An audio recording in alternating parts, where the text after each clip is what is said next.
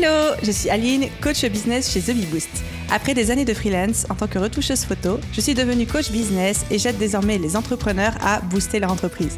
Si vous êtes à la recherche de stratégies, d'astuces, de retours d'expérience, de partage et d'une bonne dose de bonne humeur, vous êtes au bon endroit. Dans ce podcast, seul ou avec mes invités, je vous partage tout pour vous inspirer au quotidien, vous aider à atteindre tous vos objectifs et faire en sorte que vous puissiez développer le business de vos rêves. Alors, installez-vous confortablement et c'est parti pour l'épisode du jour. Si vous vous posez des questions comme « Peut-on encore vivre des formations en ligne ? Quel avenir pour le marché de l'infoprenariat et du business en ligne ? Ou encore comment se préparer au changement d'un tel marché et comment est-ce que je peux continuer à vendre et à rester compétitif ? Bienvenue dans cette série de mini-épisodes autour de l'avenir du marché de l'infoprenariat.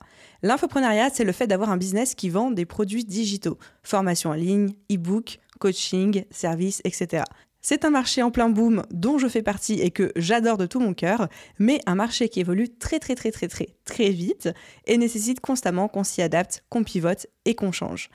Dans cette série de 7 mini-épisodes, je pars à la rencontre de grands infopreneurs qui génèrent tous plus d'1 million d'euros de chiffre d'affaires avec le digital pour comprendre ce qui fonctionne pour eux, quels sont les changements qu'ils voient arriver sur le marché et comment ils comptent s'y adapter. Garantie 100% sans filtre, plein de valeur. Et dans le 7e et dernier mini-épisode, je vous retrouve pour le débrief de tous ces retours d'expérience et un plan d'action concret à implémenter dans votre business dès aujourd'hui.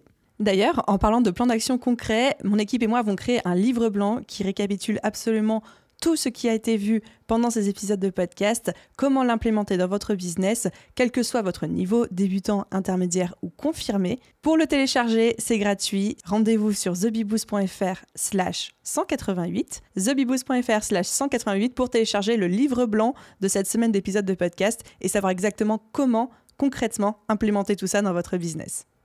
Et dans ce 6e épisode, 6e et dernier témoignage, c'est moi aujourd'hui que vous allez retrouver, Aline, évidemment, enfin je ne sais pas si c'est évidemment ou pas d'ailleurs, mais faisant également partie de ces personnes qui vendent pour plus de 1 million d'euros de formation en ligne chaque année, je me suis dit que j'allais glisser aussi mon témoignage au même titre que mes confrères et consoeurs pour vous faire part de tout mon avis sur la question avant de nous retrouver demain, je vous l'appelle, pour le gros débrief et le plan d'action suite à cette semaine de retour d'expérience et de témoignages. Je ne vais pas vous mentir sur le fait que j'enregistre cet épisode en dernier. Donc là, j'ai déjà enregistré toutes les interviews, mais j'avais quand même pris des notes par rapport à moi, ce qui me tenait à cœur, ce que je pensais, les sujets que je voulais aborder avec vous pour justement essayer de ne pas trop me laisser influencer par les retours des précédentes interviews que vous avez pu entendre. Donc, ce que vous allez voir comme point avec moi dans cet épisode, c'est des choses que j'ai constatées avant même d'entendre les autres invités en parler. Par contre, vous allez voir qu'il y a quand même des redondances, des répétitions, et c'est tant mieux, parce que c'est-à-dire du coup qu'on est un petit peu tous alignés sur ce qu'on voit arriver dans ce merveilleux marché qu'est l'infoprenariat et la formation en ligne. Ok, long story short, il est temps de démarrer. Aujourd'hui, en septembre 2022, quelle est la méthode qui fonctionne le mieux pour moi en termes de vente de mes produits, de mes formations ? La première chose, c'est l'organique. Vraiment l'organique à 2 milliards %, la communauté, l'audience de Bee Boost, hashtag je vous aime très fort, la création de contenu qu'il y a autour de ça et l'importance que je donne au Customer Care dans absolument tout ce que je fais, que ce soit du côté gratuit avec ma création de contenu ou du côté payant au sein de mes produits. Et vraiment, je considère que c'est mon socle et ce qui me permet le mieux de vendre aujourd'hui et que toutes les autres méthodes que j'ai ajoutées, que ce soit par exemple le SEO, la publicité payante, les stratégies de lancement, etc., sont là en renforcement de ce socle organique et non pas pour combler quelque chose qui ne va pas ou pour le remplacer. Donc, première chose, communauté et organique avant tout. Plus stratégiquement parlant, ce qui parle pour moi aussi, parce que là je vous parle un petit peu de grandes thématiques, de grandes valeurs, mais pour rentrer un petit peu plus dans les détails et dans le concret, le combo qui fonctionne parfaitement pour moi pour vendre mes programmes en ligne et tout spécialement la BSB Academy qui me rapporte quand même 90% de mes revenus annuels en termes d'infoprenariat, c'est le modèle de lancement par webinaire. Vous en avez déjà entendu parler avec Romain Collignon, avec Antoine Gagné. C'est vraiment quelque chose de pas du tout nouveau, de pas du tout récent, mais qui fonctionne extrêmement bien, surtout que je le couple avec de la rareté puisque je lance mon programme une seule fois par an. Donc rareté plus lancement par webinaire égale combo gagnant pour Aline Bartoli et The Bee Boost. Et tout ça, c'est renforcé par de la création de contenu plus. Vous savez que je crée énormément de contenu, que ce soit à travers le podcast, à travers le compte Instagram. Ce sont les 2 canaux principaux. C'est renforcé également avec le travail sur le SEO qu'on fait sur le site, avec des articles de blog, une rédactrice web spécialisée qui nous accompagne dans la transcription de nos épisodes de podcast, etc. Les investissements en termes de publicité que je peux faire et aussi le soin tout particulier que je peux donner au plan média, c'est-à-dire le fait de moi aller intervenir auprès d'autres audiences, que ce soit à travers des interviews, des articles invités, des masterclass que je peux donner au sein d'autres formations, etc., etc. Donc, on a un énorme socle d'organique propulsé par un lancement avec webinaire et rareté et renforcé par de la publicité, du SEO, du plan média et la création de contenu. Voilà un petit peu pour la stratégie globale qui fonctionne très bien pour moi. Ensuite, le point suivant, c'était quel avenir est-ce que je perçois pour le marché de l'infoprenariat et le marché de la formation en ligne. Là encore, vous allez entendre des redondances, mais je vous jure que c'était mon avis avant même d'enchaîner toutes ces interviews. On est vraiment sur de la professionnalisation et de la sophistication, j'espère que c'est comme ça qu'on dit, de ce milieu, de cette thématique, la formation en ligne, l'infoprenariat, etc. C'est-à-dire qu'aujourd'hui, on n'est plus des gugus qui faisaient des choses un petit peu approximatives comme moi j'ai pu les faire en 2018 quand je me suis lancée. D'ailleurs, cette thématique de sophistication, c'était le sujet, le mot-clé de ma toute dernière masterclass de lancement, de mon tout dernier webinaire que j'ai donné en mars 2022. Donc ça fait déjà un moment que j'en parle, un moment que ce sujet-là est sur la table. On est aujourd'hui dans un marché qui est de plus en plus éduqué, qui demande des formations professionnelles. D'ailleurs, tout ça, ça a été accéléré par la démocratisation du CPF, qui ont rendu très accessible la formation individuelle, qui n'est pas la formation collective au sein des entreprises. Donc les gens aujourd'hui demandent un contenu qui tient la route, demandent un formateur professionnel, pédagogue, expert, les gens demandent de l'accompagnement, les gens demandent du suivi. Alors je suis pas en train de dire que toutes les formations du CPF sont d'une qualité incroyable, on sait bien que c'est pas le cas, mais simplement c'est un argument, qu'on en pense du bien ou du mal d'ailleurs de ce CPF, mais qui a vraiment tellement démocratisé la formation en ligne individuelle à l'initiative de la personne et non pas de l'employeur ou d'une entreprise ou de quelqu'un d'autre, qu'aujourd'hui en fait les gens commencent à être vraiment habitués à acheter la formation en ligne, mais pas selon n'importe quel critère. Donc on n'est plus dans un marché de cow-boy où il y a quelques rares personnes qui lancent des formations en ligne de manière indépendante parce qu'ils kiffent ça, etc. et que les autres disent « Ah, trop cool, je vais l'acheter ». On est vraiment dans un marché qui devient un vrai marché professionnel. Et du coup, pour rester compétitif, il faut qu'on puisse acquérir des compétences qui sont liées à ça, liées à l'ingénierie de formation, liées à la pédagogie, liées aux compétences d'accompagnement, que ce soit du coaching, des choses comme ça. Le tout en tenant compte de ce que veulent les gens. Et aujourd'hui, j'ai remarqué que les apprenants, les élèves demandent de plus en plus d'accompagnement. Que ce soit de l'accompagnement individuel, de l'accompagnement en groupe, mais de plus en plus, et Alexandre Dana en parlait aussi dans son interview, les gens demandent d'être coachés. Les gens demandent une présence humaine dans leur parcours de formation et sont de moins en moins friands, là encore je parle de manière globale, mais de moins en moins friands d'une formation où ils sont 100% en autonomie, sans aucun accompagnement, sans aucun feedback. Donc tout ça pour dire nécessité de se former, nécessité de considérer qu'on est dans un marché qui s'est professionnalisé, où les gens savent ce qu'ils veulent, à la différence du Far West que ça pouvait être il y a quelques années. Ensuite, toujours par rapport à l'avenir que je perçois pour ce marché de la formation en ligne, c'est de garder l'organique, forcément ça fait sens avec ce que je disais auparavant, de garder l'organique comme cœur de stratégie, marketing et de communication. Création de contenu. Plan média, ce sont vos fers de lance. Tout ça peut être ensuite appuyé par du payant, mais l'organique est pour moi la base la plus solide sur laquelle vous pouvez vous développer en termes de marketing et de communication. Et organique, ça peut être la création de contenu, ça peut être une stratégie d'influence, ça peut être plein de choses. Ça ne veut pas juste dire poster tous les jours sur Instagram.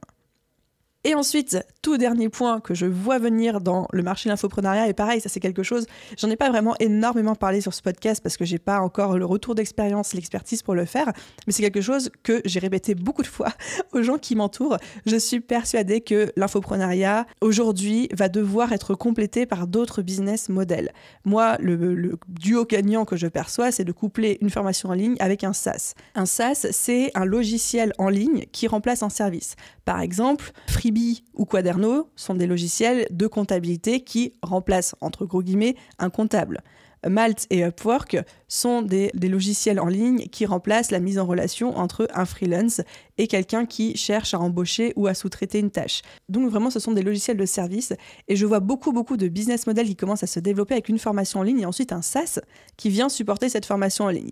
Un exemple qu'on a beaucoup vu passer et qui l'illustre très bien, je trouve, c'est Stan Leloup de Marketing Mania qui a lancé sa plateforme de formation en ligne, Schoolmakers, qui est un SaaS au final et qui vient compléter ses formations en ligne à lui. Et donc tout ça crée un système vertueux. Donc le modèle infoprenariat plus SaaS ou alors infoprenariat plus autre chose, ça peut être une agence, un produit physique, etc., pour moi, fait partie de l'avenir et de la professionnalisation du marché, même si j'en ai bien conscience en le disant, c'est pas quelque chose qui est accessible à tout le monde. Lancer un SaaS, c'est quelque chose qui est hyper cher, qui demande de recruter, qui demande d'avoir des équipes, des compétences, etc.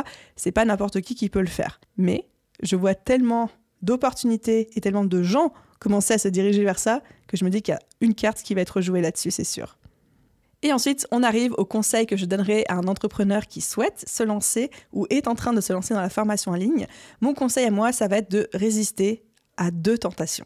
La première, ça va être la tentation de s'éparpiller et de faire trop de choses, c'est-à-dire de se lancer, de vouloir faire une chaîne YouTube, un blog, un podcast, Instagram, TikTok, les YouTube Shorts, etc., etc. Au contraire, on est dans un marché qui devient tellement de plus en plus sophistiqué, où les gens sont de plus en plus éduqués, qu'il faut frapper vite, qu'il faut frapper fort, mais surtout il faut frapper de manière précise. On ne peut pas, en mettant 20% de son énergie dans 5 stratégies différentes, obtenir 100% de résultats dans l'une d'entre elles. Ça n'existe pas. Donc il faut mettre 100% de son énergie dans une stratégie et persévérer. C'est pour moi le meilleur moyen d'avoir des résultats rapides. La deuxième tentation à laquelle il faut résister, c'est celle de partir sur une thématique trop généraliste avec sa première formation en ligne. Là encore, avant c'était le Far West, avant on était des cow-boys, on pouvait faire un peu ce qu'on voulait, puis comme il n'y avait pas tant de concurrence que ça, les gens disaient ok, trop bien, j'achète, même si c'est pas tout à fait ce que je cherchais, ça y répond en grande partie, go, on y va. Aujourd'hui, il y a tellement de formations en ligne, il y a tellement de solutions, de manières de se former, de choix sur le marché, que les gens vont à la recherche de ce qui correspond à 110% à leurs besoins du moment. Et d'avoir un truc trop général en voulant parler à tout le monde, c'est le meilleur moyen de désintéresser les gens de ce que vous proposez. Donc, je vous conseille, d'un point de vue business, mais encore plus d'un point de vue formation en ligne, de vous nicher, en tout cas au tout début, en tout cas pour votre première formation en ligne, sur une thématique très précise ou un souci très précis. Et ensuite, avec d'autres formations ou au fur et à mesure que votre audience se développe, de pouvoir devenir de plus en plus généraliste. Ma première formation en ligne personnellement, c'était sur comment utiliser Pinterest pour développer son blog. C'est quelque chose d'hyper précis. Aujourd'hui, j'ai une formation beaucoup plus généraliste qui est une formation business sur 3 mois où on voit plein de choses, plein de stratégies. Mais dites-vous bien que la toute première formation que j'ai faite était sur un sujet ultra niché. La seconde que j'ai sortie, qui n'existe plus depuis longtemps, c'était sur le blogging.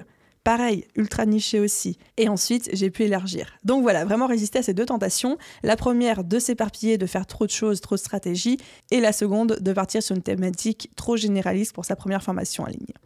Voilà un petit peu pour mon retour d'expérience, mon propre point de vue sur l'avenir du marché de l'infoprenariat, de la formation en ligne. C'était votre tout dernier témoignage et demain ou dans l'épisode suivant, si c'est plus demain, je vous retrouve pour le débrief et le plan d'action à tirer de tout ça. Comment concrètement implémenter tout ce que vous avez entendu pendant cette semaine, pendant ces 6 épisodes dans votre business et ce, quel que soit votre niveau. Donc, demain, on a cet épisode débrief, mais si déjà vous voulez un petit peu vous avancer par rapport à ça ou si vous préférez vous poser et regarder ça tranquillement, je vous invite aussi, rappelez-vous, à télécharger le livre blanc qui accompagne cette série d'épisodes, thebiboost.fr/188. Que vous ayez écouté juste cet épisode isolé ou que vous fassiez toute la série, merci d'avoir écouté cet épisode jusqu'au bout. N'oubliez pas de mettre une étoile, un commentaire sur la plateforme d'écoute de votre choix. Et à vous tous, je vous souhaite une merveilleuse journée, soirée, après-midi, nuit, où que vous soyez. Et je vous dis à très vite pour un prochain épisode. Bye!